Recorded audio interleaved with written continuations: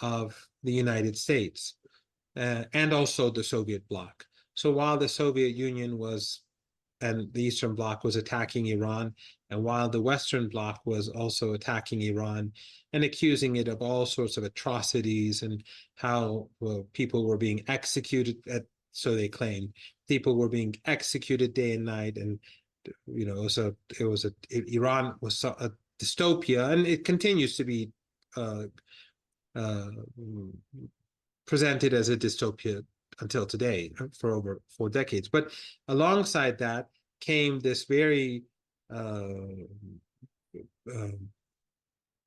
extremist ideology that, as I said, the source of it for the most part came from Saudi Arabia.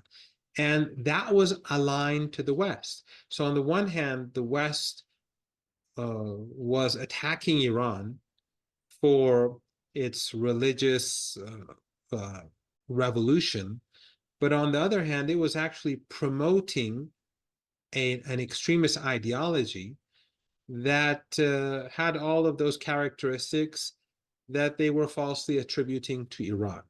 I don't know if I'm making myself clear.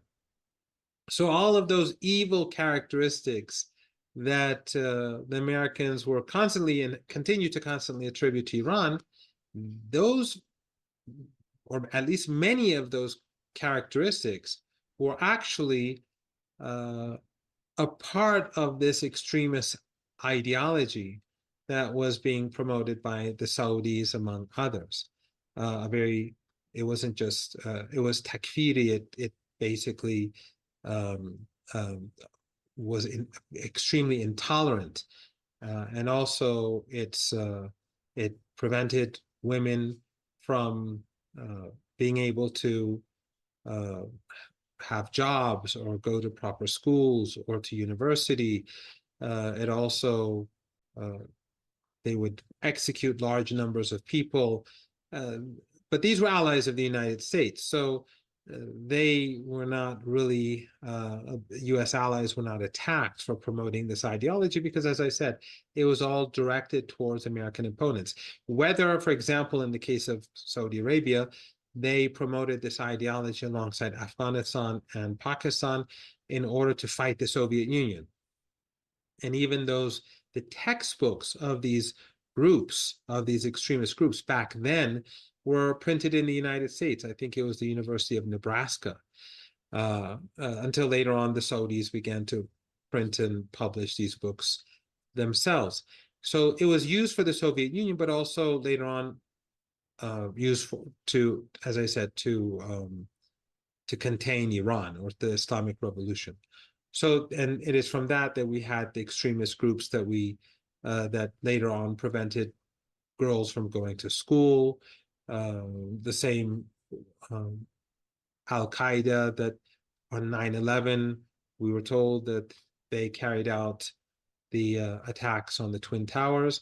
And of course, it was that same Al-Qaeda that we were told carried out the attacks on the Twin Towers that a decade later, just literally a decade later, the Americans and their European allies were using to overthrow the government in Libya and also to overthrow the government in Syria. So on February the 12th, 2012, Jake Sullivan sent a letter to Hillary Clinton saying, in Syria, Al-Qaeda is on our side. But also you had a person, if you recall, in Manchester who carried out a suicide attack, killing a large number of people at a concert, I think. He was fighting in Libya along with his father. Both of them were connected to British intelligence. So these extremist groups, ISIS, Al-Qaeda, and others that we see across the region, their ideologies were coming from Saudi Arabia. Yet it was Iran that was being demonized. So you had this coalition that was constantly demonizing Iran. And that's why anything that Iran does is looked upon suspiciously by many people, because the propaganda is very extensive, and and it's been going on for decades. So after the revolution, a number of the let's say a number of the key elements of the revolution, although we don't have time to go over too many things, but one of them is social justice. That and we saw that, for example, an extensive healthcare network was developed across the country after the revolution, something that we also see in Cuba, a very extensive healthcare network there. Universal We see education. it in Nicaragua as well. Since the revolution, they've developed That's a right. free public healthcare system, which is where I'm based. That's right. Also, uh, in Iran, universal education uh, became law, and I think during the revolution, more than half of Iranians, and especially girls, were not going to school or were illiterate, and now almost every child goes to school, including Afghan children who are here as refugees, but also Afghans whose children who are here illegally. Their children also go to schools, despite the fact that the country is facing all these sanctions. So remember, this Wow. is the country is facing a huge burden today, but it continues to give I mean, it's not an utopia. I'm not saying that Iran is in any by any means a utopia, but what I'm saying is it's definitely not the dystopia that they like to tell everyone in Western media or the media of these Arab dictatorships. So one is social justice, and as I said, universal um, uh, education. But also, for example, right now in all cities in Iran, we have natural gas in all the cities, as far as I know, and in many villages. So gasoline is heavily subsidized. So gasoline in Iran is roughly 2.5 cents a liter. Wow. Yeah, that's I think unique that we live in. So even though sometimes you'll hear in the Western media that like wages in Iran are very low and life is and they may give for so they may give like numbers that are much lower than the West, but you have to take into account the fact that their gasoline is very heavily subsidized, electricity is subsidized, water is subsidized, even water, although um, perhaps that shouldn't be subsidized, but um, um, and and um, natural gas, electricity, as I said, these are all subsidized. Now, many argue that these subsidies are not really the right thing to do, and that those subsidies should be removed, and that the wealth should be distributed in a different way. That's an ongoing debate. But the But point it is wealth distribution. I mean, we have the same sort of things here where under a certain amount of electricity consumption in Nicaragua, the government subsidizes it. They subsidize the gasoline as well. And people say Nicaragua is socialist. So in some ways, these sound sort of like socialist policies that you're talking about. Well, here I wouldn't say it's socialist, but I would say it's social justice. But again, there is an ongoing debate in Iran because many say that these low prices benefit the rich more than anyone else. They on weekends they go on long trips to the north of Iran, which is all forests, and there's a seaside, and so people they travel along, regularly with their cars at the expense of and because of the subsidies, they are benefiting from those subsidies, whereas the poor won't travel as much. So that sort of argument exists. But the point that I'm making is that whether the policies are necessarily good or they should be reformed or revised, the point is that there's a strong social justice element in the policies that the government pursues. Now, we've had different administrations with different views on social justice. Some were more liberal, like the previous administration. This one is more, the current administration is more focused on social justice. I don't mean to say that this administration is more competent, or the previous one was. But there, I personally think that both administrations, this one, the previous, and the ones before them, all have their own shortcomings. But in any case, the general view, let's say the predominant ideological view is one that stresses social justice. So, and I'd also like to add that it's often said that in Iran, women are abused and they have no rights. I've said this before. After the revolution, there was universal education for all girls. And there's only one small part of the country near the Pakistani border where, because of a certain trend, a certain, let's say, segment of the Iranian population that is influenced by Taliban and their ideology, they constantly, and they're a small segment of the population, but they pull their girls out of school, and it's a problem with the government. But Wow, I didn't know that. That's very interesting. Yeah, but across the country, um, girls they normally finish high school. Most university students are female. Most of my students are female. The dean of my faculty is a woman. Over the last 20 years, 20 almost 20 Wow. 20 years, 17 of those 20 and a half years, the dean of my faculty was a woman.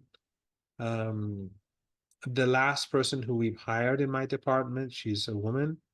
And then I'm an affiliate in another department in another department at the University of Tehran, in another faculty. The last two academics who were hired there were both women. So the way in which Iran is depicted in the West, as I said, due to political reasons, and also because of a disrespect, basically, for any ideology that does not come from Europe or from the West. It's looked down upon. Somehow it must be somehow inferior. So therefore, it's not taken seriously because of these reasons. Many people usually don't know this. Again, I'm not saying that the situation for women in Iran is ideal. The situation in general in Iran is not ideal. But I think when you take into account the fact that this is the most heavily sanctioned country in the world, the Russians now say that they're more sanctioned, but I think Iran is still more sanctioned because none of the Iranian banks can carry out transactions abroad. But I think the Russians have a bit more there's a bit more flexibility with the Russians so Yeah, far. it seems like their economy is so large that they're able to get around some of the sanctions that, while Iran has also done the same, Iran may be struggling to get around some of those Well, the similar Russians sanctions. also, because of the sheer amount of oil that they export, the West is trying to they can't enforce sanctions on Russia like they can on Iran because Right. it cause a crisis with an energy crisis, especially Sure. Iran has already been sanctioned, Venezuela has already been sanctioned, so the market is tight enough as it is. But in any case, Iran is heavily sanctioned, and Mm. despite all that, and the 8 years of war that we had, where Saddam Hussein invaded the country at the behest of the West, or at least with their support, and the support of the Soviet Union, Iran, I think, it has done pretty well. It's under siege. The Americans are constantly trying to undermine the country. So, it has many shortcomings. If you sit in a taxi in Iran, people will grumble. If you sit in the metro, people will grumble. If you sit in a bus, people will grumble. Uh, Yeah, I and that, think it's the same like that in any country in the world. I mean, from the United States to Nicaragua, Russia, every country has that. I mean, yeah, but nothing I is a think in the utopia, West, the right? perception is that in Iran, people can't talk. Right. Whereas the places where people cannot talk are actually those places which are allied to the United States, like Saudi Right. Arabia, Emirates, Or like, even Germany, where RT is banned from the airwaves. Yeah, well, you also all of Iranian media is banned in the West. Everything. Yeah, yeah, Yeah. yeah. Well, it's banned everywhere because the West has imposed sanctions globally. But Right, especially on Press TV. I mean, Press the, TV used to have a decent presence among anti-war folks in the United States, and while they still do, the sanctions have taken a toll. I remember before Elon Musk came, it was labeled as Iranian state media. That's not the case anymore, but the point still and I think they've stands. also removed their blue check or whatever. Their Just gold check, yeah, which in the costs like chokehold. $1,000 a month. So Elon, I guess, didn't want that money, or someone pressured him. Maybe someone whispered in his ear while he was visiting Auschwitz. Um, that And seems to be what has happened. also many people have lost their accounts. I've Yeah, my Facebook account was deleted. My Instagram account was deleted. yeah. Twitter When account actually it was was about 4 years ago, I shared a photo of maybe 3 or 4 years ago. I shared a photo of aerial view of Qassam Soleimani's funeral, which had, as I'm sure you know, well over 1 million attendees. And as a result of sharing that photo, my personal Facebook account has been suppressed for like 3 or 4 years. It's been a while, but it's still going. yeah. So again, I stress that sometimes people, Western journalists, tell me that why don't you criticize Iran in the media? And I always tell them, well, if you give me a daily show, 30 minutes, I'll criticize Iran for 10 minutes, but I'll use the other 20 minutes to explain how Iran isn't what you say it is. Yeah, But and actually, you if you said you only were give a me prof. 2 or 3 minutes every two or Yeah. 3 minutes, well, I'm going to defend Iran. Yeah, of course. Now you said you're a professor at the University of Tehran. Now, recently, I believe some universities in Iran offered U.S. students who were expelled from their universities for participating in anti-genocide protests. They offered for them to come to Iran and receive education. Was the University of Tehran one of those universities? I have not heard the University of Tehran make such an offer, but there are a lot of very good universities in Iran that have made that offer. Do you know And if they've gotten any bites from students? I don't know, and I doubt that so far they're taking it seriously because I would imagine that many of those students in the United States, if you ask them what Iran is like, they probably they're probably influenced by these very negative stereotypes. For Although sure. although I think that as people are increasingly becoming skeptical of the Western media, the mainstream media, corporate media, state media, that it's going to be more difficult for them to maintain this narrative uh, in the West. But I think it's still for for a while. I think people will continue to be very skeptical about countries like Iran. I've had every time we've invited professors to Iran, or whenever we've had students come to Iran to study, they are universally very surprised when they come to Iran. They expect something pretty bad, and usually their friends and relatives and family advise them not to come. I remember one case, in fact, when a professor who I knew pretty well, when he came, he had a very heavy bag at the airport, um, and then when I asked what's in this, he said canned. He was sort of embarrassed because in the airport there were shops, and he's saying, I brought a lot of canned food because I thought maybe there would be a shortage of food or something. Oh So, no. so, so I mean, the only thing that's really dangerous in Iran is crossing the streets. If street, Yeah, but the same in Nicaragua, actually. other than that, Iran, let's say a woman walks down a main street in Tehran at midnight, it would be far Mm, more safe than any Western capital that or major Western city that I've been to, I know of. For sure. Yeah. Yeah. Yeah. You couldn't do that in, say, Washington, D.C. That's for sure. No, I wouldn't do that. I wouldn't do that as a man. Yeah. So that's all very interesting. Now you were a volunteer in the Oh, I should add, sorry. Sure, go Also, for it. a part of the ideology, I mean, the revolutionary ideology was, of course, anti-imperialism, anti Hmm. uh, um, colonialism. So, for example, from the very beginning, two key foreign policy issues were supporting Palestine, but also supporting the resistance in South Africa. And so Iran broke Yeah, ties with South Africa immediately and with the Israeli regime. And immediately Iran began to support the PLO at that time, which was the dominant group. And in South Africa, it supported the ANC as well as the militant wing, the military wing of the ANC. Both were terrorist organizations according to US law. as And was Nelson Mandela up as until was the Nelson Obama years. Yeah. uh, well, actually, until 2012. So, Hmm. Nelson Mandela, when he was president, he continued to be a terrorist according to U.S. law. And well after his retirement, he continued to be a terrorist. I think he was finally removed in 2012 or 9. I'm not quite sure, Yeah, it but was during the Obama years. It yeah. was around that time. Well, Yeah. he had retired from politics when Right.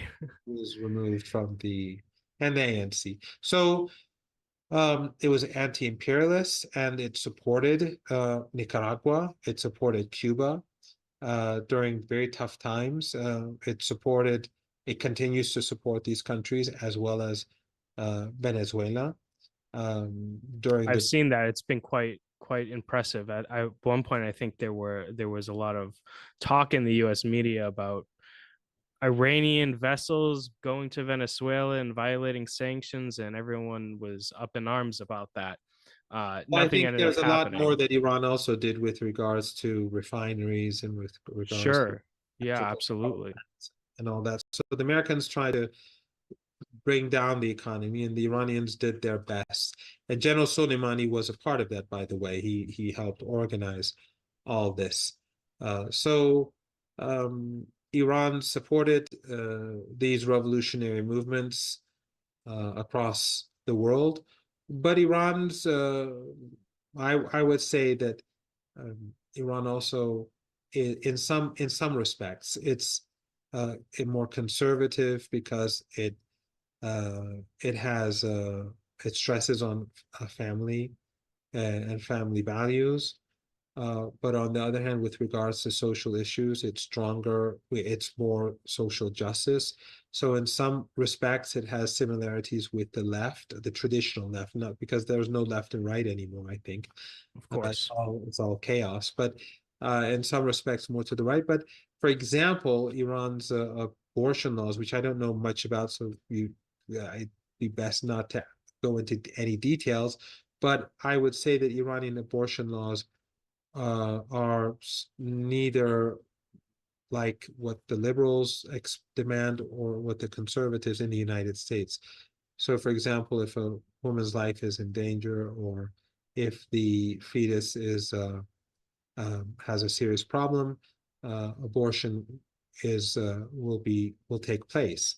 But and there's also there are other issues. I don't want to go into it because I may say something that's wrong. But in any Sure, but Iran in Nicaragua, it's is unique. Iran is unique. It's not to the left, it's not to the right. There's certain characteristics in Iran that, mm, you know, would be more similar to what you have in Nicaragua. And then there are other characteristics which would be more similar to what you have in maybe more conservative countries. sure, yeah, and I think the left in the West maybe ignores Nicaragua for a lot of the same reasons that they ignore Iran, and that is because it has those sort of traditional family values that aren't extremely woke, but are still progressive in their own ways. Um, So, yeah, you mentioned the Iranian support for Palestine through the PLO going back to the start of the Iranian Revolution. Now, the struggle for a free Palestine has evolved significantly since then, especially since October 7th. So, nowadays, I imagine there is intelligence and resources being shared among the resistance. But Iran has, you know, of course, been a steadfast supporter of Palestine. But where do you see Iran drawing the line?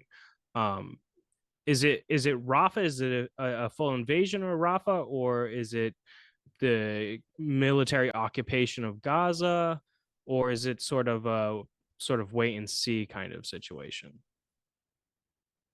Well, I don't know precisely what will happen under what circumstances, Sure. but I think it's quite clear to everyone that this axis of resistance, as it is called, or this resistance front, it is a coalition of groups and countries that are supporting the Palestinian people.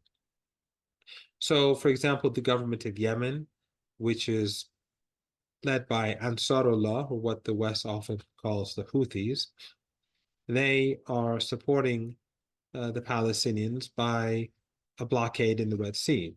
They're blocking ships going to Israeli ports or leaving Israeli ports. So the Israeli regime can't use the Red Sea.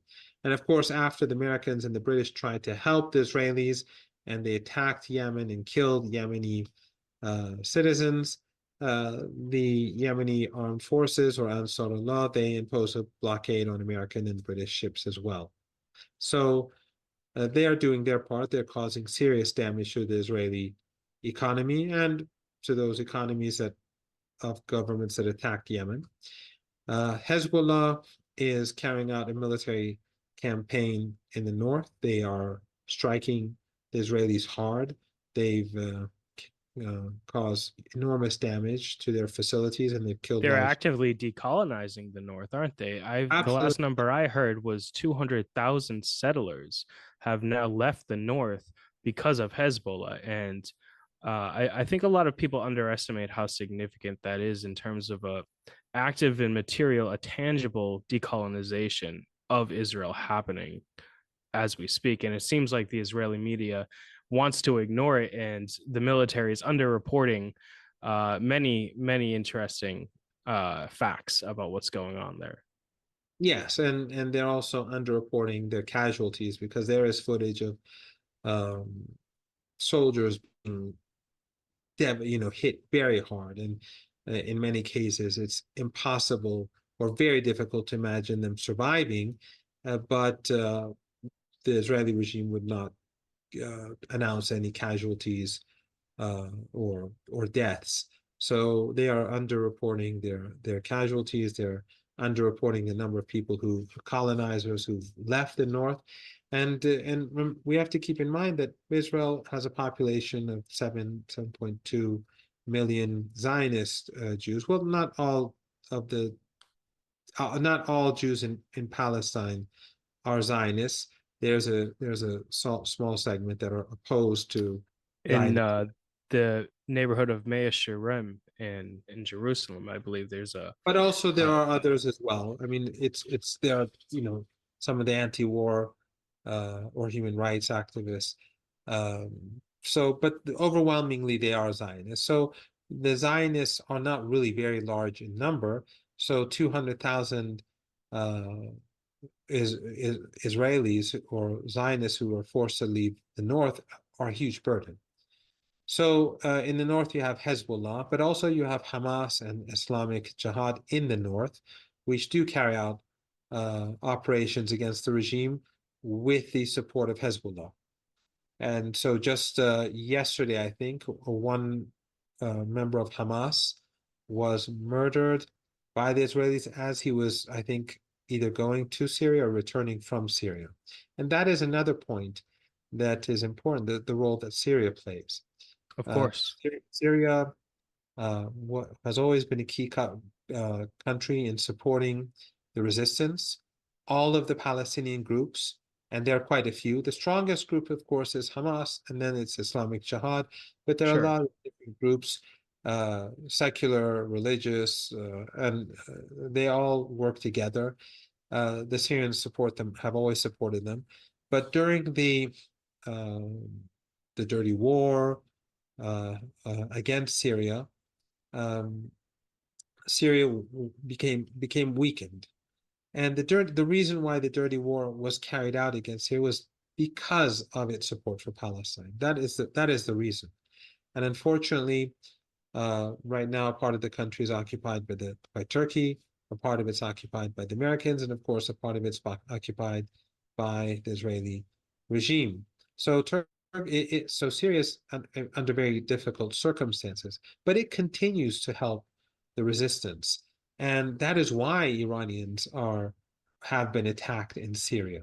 It's not without reason that Iranian commanders are killed by or murdered by the Israeli regime in Syria, and there are no attacks, for example, on Iranian embassies in Kuwait or Qatar or anywhere else. It's because of the role that Syria plays, and the fact that this Hamas commander was murdered by the regime, or was martyred by the regime, I think yesterday, shows that Hamas is working and cooperating with Syria. So the role of Syria is very important. They're facing, they have heavy sanctions imposed on them, so they're not in the sort of position that they were. But let us imagine that if Turkey and Jordan did not cooperate with the Americans and NATO and the oil-rich dictatorships in the Persian Gulf to destroy so much of Syria, imagine how much stronger Syria would be today and how much Absolutely. effective they would have been in this ongoing struggle against the Israeli regime. So what Turkey did was not only did it help the United States destroy and the Israelis destroy so much of Syria, but they are, as we speak, preventing Syria from playing a bigger role. Even these terrorists that right now Turkey is supporting in Idlib, right now they've never called for a ceasefire so that the Syrian government could focus on Israel. They continue to attack the Syrian government forces. So the Syrians are under pressure from the Americans on the one hand, these terrorists on the other, and the Israelis as well. So Yeah, I often think if Syria was as strong as it once was and Gaddafi was still with us, that perhaps we would not be seeing what we're seeing today unfold in Gaza. Um, so I have to ask you, what was the feeling like when Israel was under the reign of Iran's bombs? What was the feeling in Iran like? Were people like, "Oh, finally they're doing something," or were people afraid, like they don't want this to escalate more, or was it sort of like only the politically active noticed? no, I overwhelmingly Iranians were demanding a response. And I think Iranians, by and large, they think that this response was adequate. It was clear that it was a very calculated strike. The Iranians allowed the Americans and the Europeans to mobilize everything that they had, and they allowed the Israelis to mobilize what they have. And while Turkey, the Emirates, Qatar did not allow U.S. bases to be used for military operations to help Israel, but they were using their radar facilities in Turkey, in Qatar, and the Emirates to assist the with the to deal with the Iranian operation. But Iran played it very smart. Iran sent a large number of old drones, none of its new drones. They wanted to get rid of them, I suppose, but also by doing so, they forced the Israelis and the Americans, because the Americans did the heavy lifting. Sure. Uh, but they forced them to spend very expensive uh, missiles to bring down those drones. Iran was able to gain a lot of information as a result as well. And then Iran sent some of its older missiles, but also a number of newer missiles. The newer missiles all got through the numerous layers of defense. And the older missiles, of course, were decoys like the drones and very cheap missiles.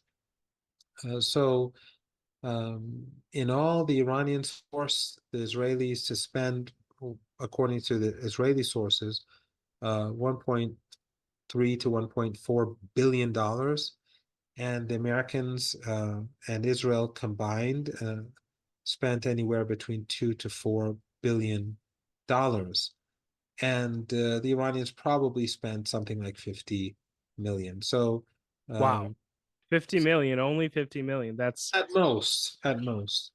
So, and That's also, as I impressive. said, Iran's more advanced missiles, not the most advanced missiles, but the Sure. more advanced missiles that were fired, they got through and they hit two bases. One was an intelligence gathering base in the north, in the Golan, the Syrian occupied Golan, and a military air base in the south, maybe a second air base too. I'm not quite sure right now, but these were heavily protected, but they got through. So Iran sent a strong message to the Israelis. This and The United States had there were roughly 200 airplanes in the air. Wow. Uh, so it was a massive operation.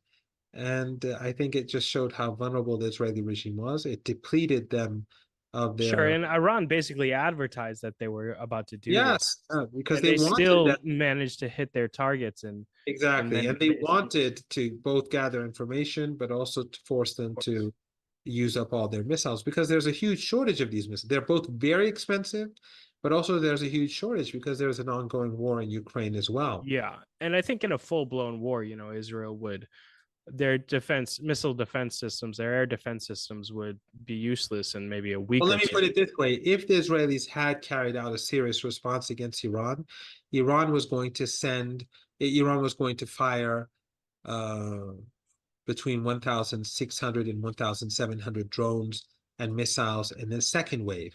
Those would have almost all of them gotten through, and they would have. Sure. But it That's seems like they really did reestablish their deterrence. Oh Uh, yes, and more importantly, Iran also declared that from here on, if the Israelis attack Iranian assets, we will strike them back directly. well, I think that was one of the most monumental geopolitical events that we've seen in some time. And I really did think it was going to go into a full blown war. I didn't think Israel would have any sort of restraint, whether it was imposed upon them by the United States or otherwise. I think that I was thinking that Israel was going to retaliate in a massive way, I and think the perhaps Americans and the Israelis both recognize that Iran has the upper hand in any escalation. And I was in Syria last week for mm, a few days, and I went to the embassy building. Part of it, as you know, was destroyed, and a number of Iranians and local staff were murdered, as well as a couple of people who were walking on the street. They were seriously injured, but the mood in Syria was very optimistic. I met a number of um, ambassadors from your part of the world, and they were saying that since the Iranian attack, that the region has changed fundamentally as a result of that strike. So this has created a huge change. yeah, it's definitely reshaped the calculations, I would say, of many countries. Now, another question I want to ask you is about West Africa. A while back, less than a year ago, there was popular military government who seized power in Niger, which was essentially a French colony being exploited for their uranium at discount prices. Since then, the Niger government has kicked the French out, and now they've kicked the United States out. There was actually a headline that I saw the other week where a U.S. drone base was now being occupied in one airplane hangar by Russians and the other by Americans. The Americans being on their way out of the country. Since then, there was a report in a French news media outlet that said that it's possible Iran was trying to purchase uranium from Niger. At the same time, there was a lot of speculation that the IRGC was assisting with possibly intelligence and drones, while ECOWAS was threatening to invade Niger if they didn't overturn their government. Now, I'm hoping you could shed some light on Iran's operations in other parts of the world, such as West Africa. Well, obviously, I don't know anything that would be confidential, but based on Iran's track record in Latin America, for example, and its support for anti-imperialist governments, but also in South Africa and elsewhere, um, I think it's quite obvious that Iran would support any government that wants to be independent of the empire, and that it would cooperate with those governments. And I have heard that um, there is a huge demand across the world for Iranian high-tech weapons because Iranian drones and missiles have shown themselves to be very effective. They've made a complete change in the battlefield in Ukraine. So they say. So they Um, say. so they say. But so I would imagine that Iran would not have poor relations with the governments that want to assert their independence in Africa. What I would say is that Iran did work very hard to prevent the Americans from taking Syria and destroying Syria through Al Qaeda and ISIS and Jaish al-Islam and all these other terror groups at a heavy cost. Uh, but Iran, didn't have the reach to prevent the United States from destroying Libya. And sadly, the same countries that helped destroy so much of Syria, they destroyed Libya. So Iran was opposed to what happened. But what I'm saying is that Iran's capabilities are not infinite.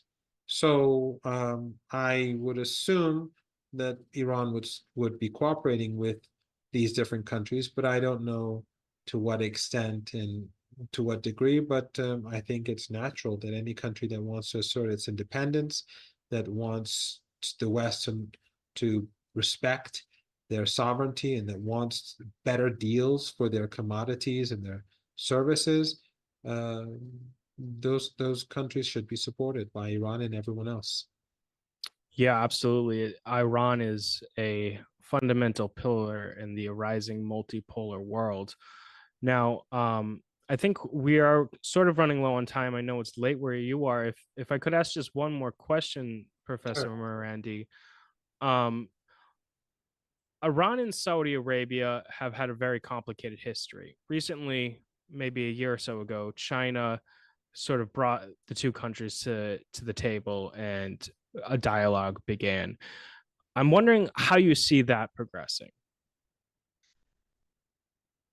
Well, the relationship between Iran and Saudi Arabia has always been complicated. So Saudi Arabia supported Saddam Hussein when he invaded Iran, and Iran literally forgave Saudi Arabia after the war. It wanted especially after Saddam Hussein invaded Kuwait. The relationship evolved, and it became better.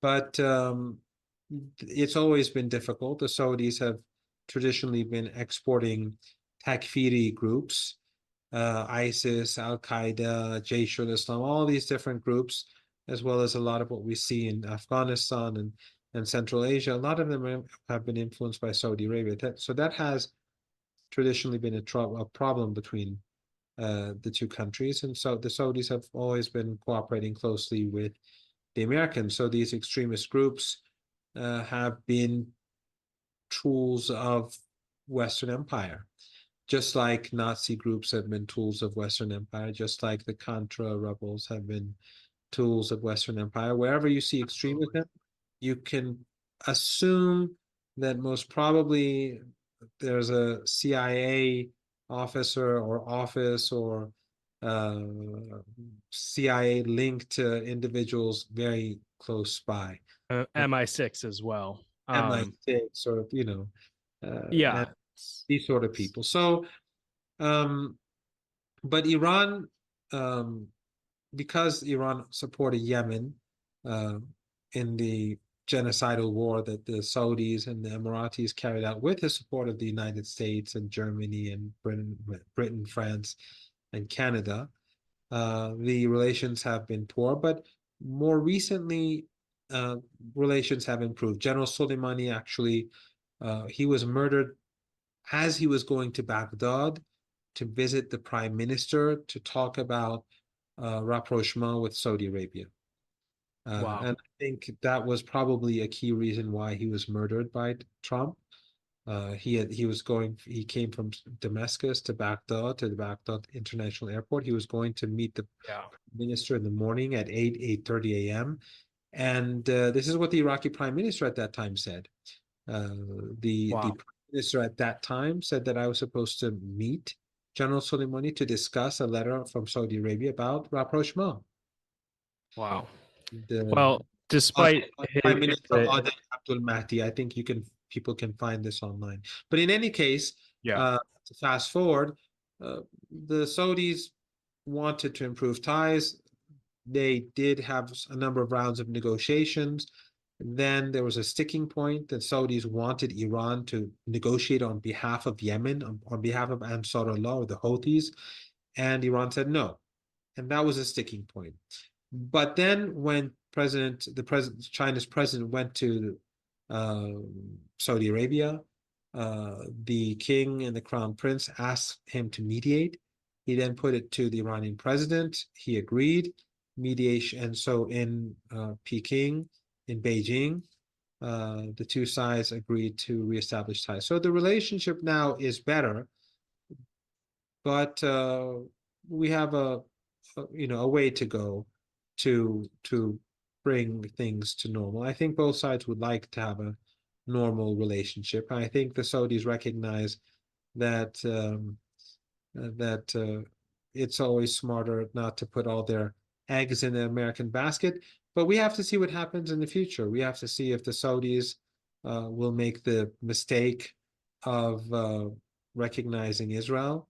If they do that, I think it will cause trouble in the region, not uh, coming from Iran, but I think from their own people, because universally across the region, the Israeli regime is despised, and any regime that tilts towards the Israeli regime, especially after the genocide that we see now, I think is going to have a lot of trouble at home. now under a if there were to be a two-state solution at the end of this genocide, would that normalization with Israel still be something that you believe is off limits for the masses in the region? Yes, I think first of all, a two-state solution is impossible because the I Israelis have agree. colonized all of the key areas in the West Bank. So they've made it impossible over the years, and the West knows this. But even if, let's say, somehow, miraculously, the Israelis were to withdraw from the West Bank, which I Mm, think is possible, and some of the most extreme Zionists are there. Those of who've course. colonized the West Bank are among the worst of the worst.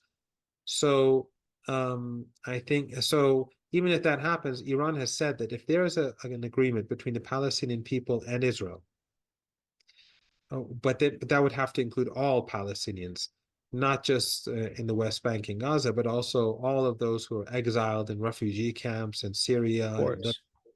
in Jordan and elsewhere. If there's some sort of comprehensive agreement to some two-state solution, Iran will not impede it.